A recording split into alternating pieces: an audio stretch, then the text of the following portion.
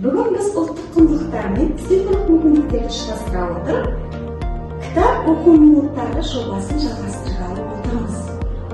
Кітап ұлттың рухани қазынасы, ал оқу ойды тереңдетіп, сананы тәрбиелейтін ең құнды әдет. Цифрлық дәуірде өмір сүріп жатқан біз үшін дәстүрді кітап оқуды заманауи мүмкіндіктеріне үйлестіру уақыт талабы. Бұл жоба оқушылардың кітапқа деген қызығушылығын арттырып қана қоймай, олардың сыни ойлау қабілетін, тіл байлығын және ұлттық құндылықтарға деген құрметін күшейтеді деп сенеміз. Баршамызды осы бастаманы қолдауға, оқуға деген және оны бірге дамуға шақырамыз. Кітап оқитын ұрпақ келешектің кепілі.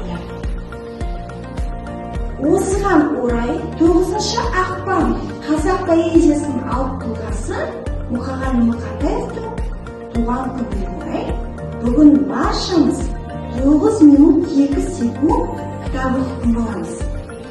Яғни мұнда 9 минут туған күніне, 2 секунд туған айына арналған мәнді белгі. Ендеше бастайық.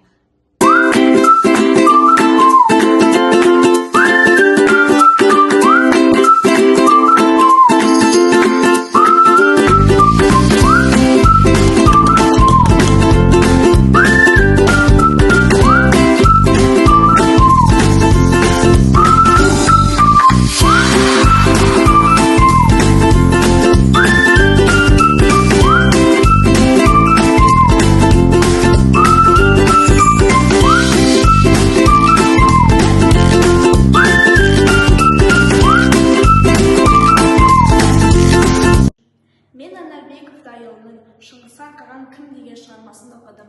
Бұл шығармада Шыңғысханның өмірбаяны, патшалыққа қалай келгені және де өмірде қандай қиыншылыққа тап болғаны туралы айтылыпты. Мен бұл шығарманың фильмі бар екенін білемін және алдағы уақытта міндетті түрде қараймын және де бұл шығарманы соңына дейін оқимын. Мен Бердібек Соқпақбаевтың «Менің атым Қожа» деген кітапты оқыдым. Оның ішінде оның өмірбаяны және бір қызға ғашық болу айтылған. Мен оның деректі фильм бар екенін білемін. Және сол кітапты мен соңына шейін оқимын.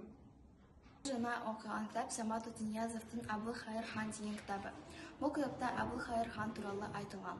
Оның өмірбаяны, башқұрттардың Ресей шапқыншылықтарынан қорғаған ерліктері және еңбектері айтылған. Маған осы кітап өте ұнады. Мен оны сіздерге ұсынамын. Мен көптеген кітаптар арасында таңдап және зейінді ашып оқыған кітаптардың бірі Саймұратбековтың Жусан Исаптың кітабы. Бұл кітапта басты кейіпкері Аян. Ол әжесінің ауылына көшіп келіп, жастайынан ата-анасынан айырылған. Сол ауылдағы балалармен өзінің ертегісін айтып беріп, ертіп жүретін. Бұл кітап маған қатты ұнады. Мен Сәбит Мұхановтың бір кітапты оқыдым. Оның атауы Қажымұқан. Сол кітапта оның өмірбаянды жазған және оның деректі фильм бар. Өте жақсы кітап, оқуды ұсынамын.